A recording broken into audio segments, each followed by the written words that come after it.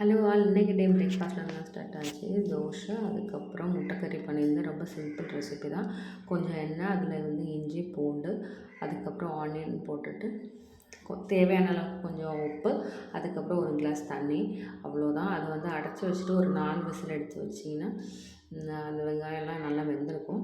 அதுக்கப்புறம் அதை ஓப்பன் பண்ணிவிட்டு தேவையான ஸ்பைசஸ், அதுக்கப்புறம் உப்பு ஏதாவது அட்ஜஸ்ட்மெண்ட்ஸ்னா அதையும் போட்டுட்டு கடுகு வறுத்து போட்டிங்கனாலும், கடுகு வறுக்கலனாலும் பிரச்சனை இல்லை. அவ்வளோதான். நம்மளோட உள்ளிக்கறி செட் ஆகிடுச்சு. கூட முட்டை போட்டதுனால முட்டைக்கறி. அதுக்கப்புறம் இன்றைக்கி லன்ச்சு அவுட் சைட்லேருந்து ஒரு ஃபங்க்ஷன் வீட்லேருந்து தான் சாப்பிட்டோம். நம்மளோட கேரளாவோட சத்யா.